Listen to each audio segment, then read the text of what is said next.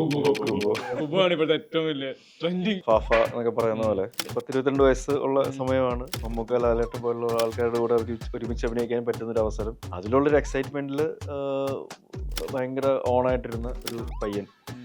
ഇതില് ശബ്ദം പോയില്ലെങ്കിലേ അത്ഭുതപ്പെടാനുള്ളൂ. ഇവരുടെ മുമ്പിൽ ജഗദീശേട്ടൻ പിന്നെ അങ്ങ് അഭിനയിക്കും. അപ്പൊ എന്ന് പറഞ്ഞാൽ full wait.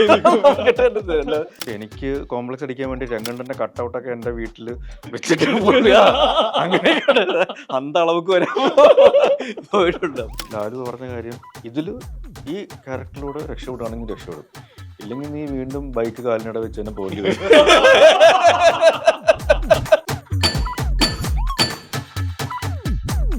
Super star, mega star, universal star, അതുപോലെ കുബുവാണ് ഇപ്പോഴത്തെ ഏറ്റവും വലിയ ട്രെൻഡിങ്. ഈ പറഞ്ഞ നേരെ ചൊവ്വ മുതലേ അത് ഒഫീഷ്യലി ചാക്കോസിന്റെ പേജിലടക്കം ആ ടൈറ്റിൽ വരുന്നുണ്ട്. കുബു ആദ്യം കേൾക്കുന്നത് ട്രോളുകളിലായിരിക്കാം, പിന്നെ കുബുവിനൊരു ഒഫീഷ്യൽ ടൈറ്റിലായി എടുക്കുന്നത്. എന്താ പറയാനുള്ളത്? ഇല്ല, അത് ഭയങ്കര രസകരമായിട്ട് തോന്നിയിട്ടുള്ള ഒരു കാര്യമാണ്. കാരണം അങ്ങനെ ഇപ്പം ഫാഫ എന്നൊക്കെ പറയുന്ന പോലെ ഇപ്പം ഈ ഇടയ്ക്ക് ഞാനൊരു ലൊക്കേഷൻ ചെന്നപ്പം അവിടെ രവിയെ വിളിക്കാൻ പറഞ്ഞു. രവി പുതിയൊരു ആക്ടറാണോ എന്നൊക്കെ ഇപ്പോൾ നോക്കുമ്പോൾ രജീഷ വിജയനാണ് രവി. രജീഷയുടെ രായും വിജയും രവി. അപ്പൊ അങ്ങനെ ഭയങ്കര രസകരമായിട്ടുള്ള ഫണ്ണി ആയിട്ടുള്ള ഒരു സാധനമാണ്. പക്ഷെ അത് ആൾക്കാർക്ക് അത് നമ്മളെ ഇഷ്ടപ്പെടുന്നതുകൊണ്ടാണ് അങ്ങനത്തെ ഒരു റെഫറൻസുകൾ അല്ലെങ്കിൽ പേരുകളും ഒക്കെ വരുന്നത്. So happy for that. ക്യാമറയുടെ മുന്നിൽ നിൽക്കുന്ന ചാക്കോച്ചനും സജിനും ആദ്യത്തെ തവണ എന്തായിരുന്നു? ഞാൻ അനിയത്തിപ്രാവിലാണ്. അതിൽ ആദ്യത്തെ ഷോട്ട് എന്ന് പറയുന്നത് ഞാൻ വീട്ടിലേക്ക് കയറി വരുമ്പോൾ അവിടെ എൻ്റെ ജാതകം നോക്കിക്കൊണ്ടിരിക്കുന്ന പേരൻസും ആൾക്കാരൊക്കെ ഉണ്ട്. അവരെ നോക്കിയിട്ട് അവർ ഇഷ്ടപ്പെടാത്ത രീതിയിൽ പോവുക എന്നുള്ളതാണ്. ആ സിനിമയിൽ തന്നെ ഞാൻ ഇഷ്ടപ്പെടാതെ അഭിനയിച്ചുകൊണ്ട് വളരെ നാച്ചുറലായിട്ട് എനിക്കിത് പറ്റിയ പണിയല്ല, എന്തിനാണ് നിങ്ങൾ എന്നെ വിളിച്ചു വരുത്തി അഭിനയിപ്പിക്കുന്നത് എന്നുള്ള എക്സ്പ്രഷൻ ഇട്ട് ഞാൻ പോയി. അത് വളരെ കറക്റ്റ് ആയിരുന്നു. ഇവൻ കൊള്ളാം എന്ന് ആൾക്കാർക്ക് തോന്നി. അതാണ് സംഭവിച്ചത്. ഞാൻ ഷോർട്ട് ഫിലിമിലാണ് സഞ്ജു അർത്ഥമില്ല. അപ്പൊ അത് യൂട്യൂബിൽ ഇറങ്ങിയിട്ടായിരുന്നു അതൊരു മൂവി ചെയ്തത്. ഞാൻ വിചാരിച്ചു സജിന്റെ സ്വാധീനം ഉപയോഗിച്ചത് റിമൂവ് ചെയ്തത്. അങ്ങനെയല്ല, തിയേറ്റർ നാടകം ചെയ്തിട്ട് ആദ്യമായിട്ട് ക്യാമറയിലേക്ക് വന്ന ഷോർട്ട് ഫിലിമായിരുന്നു. നമുക്കറിയാം ഇപ്പൊ ഡാൻസ്, പാട്ട്, ഇതെല്ലാം ചാക്കോച്ച് എന്ന് പറയുമ്പോൾ ഉറപ്പായിട്ടും നമ്മുടെ വിഷ്വൽ മെമ്മറിയിൽ ഓടിയെത്തുന്നതാണ്. പാട്ട് പാടി അഭിനയിക്കുന്നത് അത് ഇപ്പോൾ അനിയത്തിപ്രാവ് മുതൽ അത് കൂടെയുണ്ട് കരിയറിന്റെ ഭാഗമായിട്ട്. സമയമിതപൂർവ്വ സായാഹ്നത്തിലെ ഈ ശബ്ദം കിട്ടാതെ അഭിനയിക്കുന്നത്, അതിന് കിട്ടിയ ബ്രീഫും പെർഫോമൻസ് ചെയ്യുന്ന സമയം എന്തായിരുന്നു?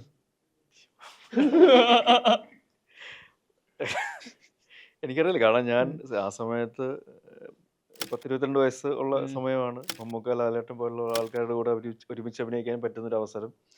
അതിലുള്ളൊരു എക്സൈറ്റ്മെന്റിൽ ഭയങ്കര ഓണായിട്ടിരുന്ന ഒരു പയ്യൻ. അപ്പൊ ഇതില് ശബ്ദം പോയില്ലെങ്കിലേ അത്ഭുതപ്പെടാനുള്ളൂ. ഇവരുടെ മുമ്പിൽ പക്ഷെ അത് വളരെ രസകരമായിട്ടുള്ള ഒരു എക്സ്പീരിയൻസ് ആയിരുന്നു. ഇപ്പോഴും അതിന്റെ മീമും കാര്യങ്ങളൊക്കെ വരാറുണ്ട്. വേറൊരു രീതിയിൽ അതൊക്കെ വളരെ ഫണ്ണി ആയിട്ടുള്ള ട്വിസ്റ്റുകളൊക്കെ വെച്ചിട്ടുള്ള സാധനങ്ങൾ വരാറുണ്ട്. അതൊക്കെ എൻജോയ് ചെയ്യാറുണ്ട്. പാലം കയറി കഴിയുമ്പോഴാണ് സിനിമ തന്നെ മാറുന്നത്. ചുരുളി യൂണിവേഴ്സിറ്റി നമ്മൾ കയറുന്നത്. ഏറ്റവും കൂടുതൽ കേട്ടിട്ടുള്ള റിവ്യൂ ആയിട്ട് കേട്ടിട്ടുള്ളത് എന്താ? ചുരുളിയുടെ ഒരു പോസ്റ്റ് റിലീസിൽ തെറിയല്ലാതെ, തെറിയെ കുറിച്ചല്ലാതെ കൺഫ്യൂഷൻസ് എന്താണ് നിങ്ങൾ ഉദ്ദേശിച്ചെന്നുള്ള രീതിയിൽ ഒരു ഇതിന്റെ ഇഷ്ടം പടം കണ്ടിട്ട് ഇഷ്ടപ്പെട്ടതുകൊണ്ട് നമ്മൾ ആ രീതിയിൽ മെസ്സേജ് ഉണ്ട്. ആ സമയത്ത് ഹായ് എന്നൊക്കെ പറഞ്ഞ് നമ്മൾ റിപ്ലൈ കൊടുക്കില്ല.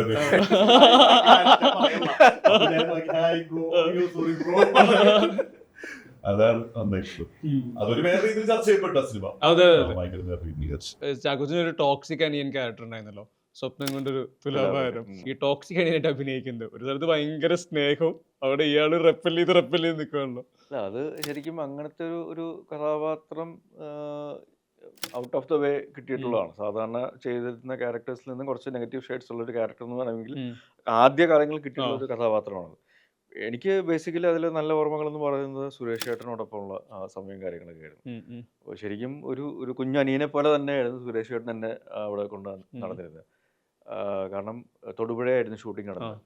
പുള്ളിക്ക് ഇവിടെ ഒരു ഇനോഗ്രേഷൻ മലബാർ സൈഡിലെങ്ങാണ്ട് ഒരു ഇനോഗ്രേഷൻ സമയത്ത് പോകുമ്പോൾ പുള്ളി എന്നെയും കൂടെ കൊണ്ടുപോയി. തൊടുപുഴയിൽ നിന്ന് ഇങ്ങോട്ട് തൊടുപുഴയിൽ നിന്ന് പുള്ളിയുടെ വണ്ടിയിൽ ഒരു ബെൻസ് കാറിൽ പുള്ളി എന്നെയും കൂടെ കൊണ്ടുപോയി അവിടുത്തെ ഹോട്ടലിൽ താമസിക്കും. പുള്ളി ഇനോഗ്രേഷന് പോകും, ഞാനവിടെ കിടന്നുറങ്ങും. അപ്പൊ അങ്ങനെ നമ്മളെ ഒരു വൺ ഓഫ് ഹിസ് ലൈക്ക് ഒരു പിയർ അല്ലെങ്കിൽ ഫാമിലി എന്നുള്ള രീതിയിൽ കൊണ്ടുപോകും. അപ്പൊ അങ്ങനത്തെ കുറെ നല്ല ഓർമ്മകൾ തന്നിട്ടുണ്ട്. ഈ ഓർമ്മകൾ പറയുമ്പോൾ അധികം സംസാരിച്ച് കേട്ടിട്ടില്ലാത്ത ക്വസ്റ്റ്യൻസ് പിക്ക് ചെയ്യുന്നുള്ള ആഗ്രഹത്തിന് പുറത്ത് ചാക്കോസിനായിട്ട് ആലോചിച്ച് പോയപ്പോൾ എനിക്ക് പെട്ടെന്ന് സ്ട്രൈക്ക് ചെയ്ത വിഷ്വൽ മെമ്മറി ആയിരുന്നു ചന്ദമാമയിൽ ജഗതി ചേട്ടനെയും താങ്ങി പിടിച്ചുകൊണ്ട് പോകുന്ന മോശമുണ്ടല്ലോ. അപ്പൊ നമ്മളൊരു മേർഡർ ഹൈഡിങ് എന്നൊക്കെ പറഞ്ഞപ്പോ ഇവർ ഇതിന്റെ അകത്ത് ജഗതി ചേട്ടനെ കൊണ്ട് നടക്കുന്നതായിരുന്നല്ലോ. എന്താ അതിന്റെ ഒരു റീകളക്ഷൻ എങ്ങനെയാ? ഇല്ല, അത് ഈ പറയുന്ന പോലെ ഒരു ബോഡി ഫുൾ വെയിറ്റ് നമുക്ക് ജഗതി ചേട്ടൻ പിന്നെ അങ്ങ് അഭിനയിക്കും. അപ്പൊ എന്ന് പറഞ്ഞാൽ ഫുൾ വെയിറ്റ് എടാ ഞാൻ ശവമാണ്, നിങ്ങളൊക്കെയാണ് എന്നെ താങ്ങേണ്ടത്, അല്ല ഞാൻ ശവം എങ്ങനെ നിങ്ങളെ സഹായിക്കും ഒന്നും ചെയ്യാൻ പറ്റില്ല. പക്ഷെ അതൊരു വേറൊരു എക്സ്പീരിയൻസ് ആയിരുന്നു. കൈൻഡ് ഓഫ് അതിൽ ആലപ്പുഴയിലായിരുന്നു കൂടുതലും ഷൂട്ടിംഗ് ഉണ്ടായിരുന്നത്. ആലപ്പുഴ ബീച്ചിലാണ് ഒരു വലിയ സെറ്റും കറക്റ്റ് ചെയ്തിട്ട് അവിടെയായിരുന്നു. രസകരമായിട്ടുള്ളൊരു ആവേശവും അമ്പാനും പറയുന്ന സമയത്തേക്ക് കുഞ്ഞുങ്ങൾ മുതൽ കുറെ ഫാൻസ് ഉണ്ടല്ലോ. പ്രത്യേകിച്ച് എനിക്ക് തോന്നുന്നു ഇലുമിനാറ്റിയുടെ ഒരു മ്യൂസിക് വീഡിയോ ഇറക്കിയ സമയത്തേക്ക് അമ്പാന്റെ ഡാൻസ് ട്രെൻഡിങ് ആയിരുന്നു. പേഴ്സണലി അമ്പാൻ ശരിക്കും കരിയറിന് വന്ന ബൂസ്റ്റ് എങ്ങനെയാ? വീടിനടുത്തുള്ള കുട്ടികൾ അവരെ കൂട്ടുകാരന്മാരെ കുറിച്ച് വീട്ടിൽ അമ്മാന്റെ വീട് കാണാൻ വരും, കാണും, നമുക്ക് വിളിക്കും, ഫോൺ വിളിക്കും, ഇവിടെ വിളിക്കാറുണ്ട്. പിന്നെന്താന്ന് വെച്ച് കഴിഞ്ഞാൽ പിന്നെ ഇപ്പൊ കാണുമ്പോ എന്താന്നപ്പോ ഇത് നമ്പരൊന്നുമില്ല,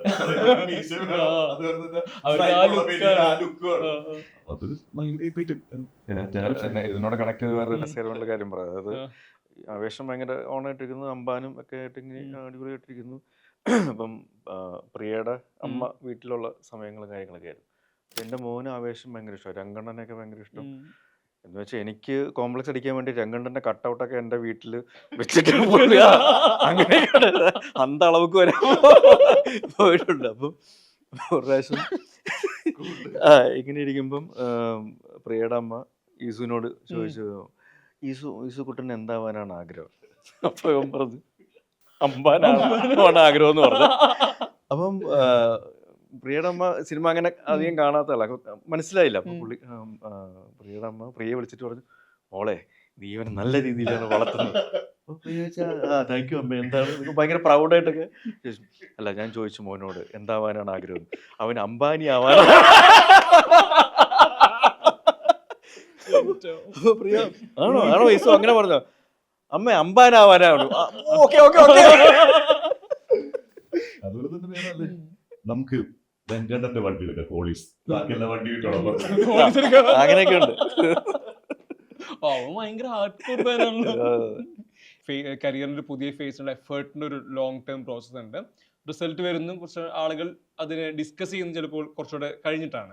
എനിക്കതിൽ ഭയങ്കര രസമായി തോന്നിയ ക്യാരക്ടറായിരുന്നു പാലുണ്ണി, എൽസമ്മയില്. പാലുണ്ണി കംപ്ലീറ്റ്ലി അയാളൊരു ഇടുക്കിക്കാരനാണ്. അയാളുടെ മാനറിസങ്ങളില്, അയാളുടെ ഇൻസെക്യൂരിറ്റികളില്, അയാളുടെ പേടികളിലൊക്കെ ഉണ്ടായിരുന്നു. പാലുണ്ണിയെ റീകണക്ട് ചെയ്യുന്നുണ്ട്. പാലുണ്ണിയെ പറ്റി പറയുമ്പോൾ അതിൽ ലാൽ ജോസ് എൻ്റെ അടുത്ത് പറഞ്ഞ കാര്യമാണ് ഏറ്റവും റെലവൻറ്റും ആണ്. അത് ഒരു ഹ്യൂമറിൻ്റെ മേമ്പൊടി കൂടിയാണ് പറഞ്ഞതെങ്കിലും അതിൽ വളരെ സീരിയസ് ആയിട്ടുള്ള ഒരു ആസ്പെക്ട് അതിൽ ഒളിഞ്ഞു കിടപ്പുണ്ട്. അപ്പം അതിലൊരു മോപ്പഡ് ഉണ്ട്, ഒരു കറവക്കാരനാണ്, അങ്ങനത്തെ ഒരു അറ്റയറും കാര്യങ്ങളും, ബോഡി ടാൻ ചെയ്ത് അങ്ങനത്തെ പരിപാടികളും, മുടിയൊക്കെ വെട്ടി മീശയൊക്കെ ഒക്കെ അങ്ങനത്തെ സംഭവങ്ങളും കാര്യങ്ങളൊക്കെയാണ്. അപ്പം ലാലു പറഞ്ഞ കാര്യം, ഇതിൽ ഈ ക്യാരക്ടറിലൂടെ രക്ഷപ്പെടുകയാണെങ്കിൽ രക്ഷപ്പെടും, ഇല്ലെങ്കിൽ നീ വീണ്ടും ബൈക്ക് കാലിനിടെ വെച്ച് തന്നെ പോയി പഴയ പോലെ തന്നെ ചോക്ലേറ്റ് ആയിട്ട് ഇതില് വേണമെങ്കിൽ ഏറെ രക്ഷപ്പെടും. അതാണ് എൻ്റെ കാര്യം. മാരിയാനൊക്കെ ഇപ്പോഴും ഒരു വേറെ തന്നെ സ്ഥാനമുണ്ട്. ദാവിദ് ഗോലിയാത്തിനെ പോലെ അയാളൊരു ജയിന്റ് ആണ്. ബേസിക്കലി അജേഷ് അവിടെ ഒന്നുമല്ല. ഫിസിക്കലി അജേഷ് മെന്റലി ആണല്ലോ ഇയാളെ ഹിറ്റ് ചെയ്യാൻ നോക്കുന്നത്. നിങ്ങൾ ഒരുമിച്ചുള്ള സീക്വൻസ് ഉണ്ടായിരുന്നല്ലോ, അജേഷ് ജയിച്ചിട്ട് ചിരിച്ചിട്ട് പോകുന്നു, ഇയാള് നനഞ്ഞ് ഇയാള് മുഖം എല്ലാം താറാവപ്പെടുത്ത വരുന്നത്. എനിക്ക് ചോദിക്കാനുള്ളത്, ആ ഒരു സീൻ പെർഫോം ചെയ്ത് കഴിയുമ്പോഴത്തേക്കും ഉറപ്പായിട്ടും വായിക്കുമ്പോൾ കിട്ടുന്ന അതിന്റെ ഹൈ ഉണ്ട്. ഇയാളുടെ എല്ലാ മെന്റൽ ഏത് തരത്തിലുള്ള അയാളുടെ പേഴ്സ്പെക്റ്റീവ്സ് എല്ലാം ആലോചിച്ചിട്ട് അതിൽ അജേഷിനെ അടിക്കുക എന്നുള്ള വാശിപ്പുറത്തുള്ള പെർഫോമൻസ് ഉണ്ട്. ഇതിനെല്ലാം ശേഷം, ഈ കട്ടിന് ശേഷം ബാക്ക് ടു സജിൻ ആവുന്ന ഒരു സമയം ഉണ്ടല്ലോ, അതെന്താ? ഞങ്ങൾ ഇതിനെ കെട്ടിപ്പിടിച്ചു. അത് ലീനിയർ ആയിട്ടാണ് ഷൂട്ട് ചെയ്തു പോയത്. അപ്പോൾ അതിൻ്റെ ഒരു ഗ്രാഫ് പടത്തിലുണ്ട് പെർഫോം ചെയ്യുമ്പോഴൊക്കെ. അപ്പോൾ അത് മൺട്രോത്തുരുത്ത് എന്ന് പറഞ്ഞ സ്ഥലത്താണ് ഷൂട്ട് ചെയ്തത്. അപ്പോൾ കുറച്ച് ഏരിയ മൊത്തം എൻ്റെ വീടൊക്കെ അവിടെ തന്നെയാണ്.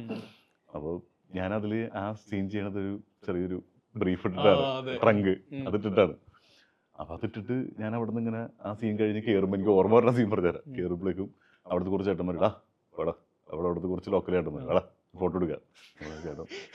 അപ്പോൾ ഇത് മാറിയിട്ട് കുറച്ച് അതും കുഴപ്പമില്ല, ഞങ്ങൾക്ക് കുഴപ്പമില്ലാന്ന് ഞങ്ങൾക്ക് കുഴപ്പമില്ലല്ലോ. അപ്പോൾ തന്നെ നിജോ മോളെ തന്നെ രക്ഷപ്പെടുത്തി. ചേട്ടാ കണ്ടില്ലേ ഈ കോളത്തിലാണ് ഡ്രസ് മാറിയിട്ട് വരും എന്ന് പറഞ്ഞിട്ട് നേരെ പറഞ്ഞു വിട്ട് നേരെ. അപ്പോൾ അങ്ങനെ ഭയങ്കര രസമായിരുന്നു.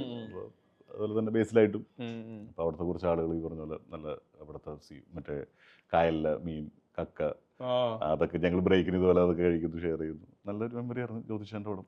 അടിപൊളിയായിരുന്നു. നല്ല രീതിയിൽ ശ്രദ്ധിക്കപ്പെട്ട സിനിമ.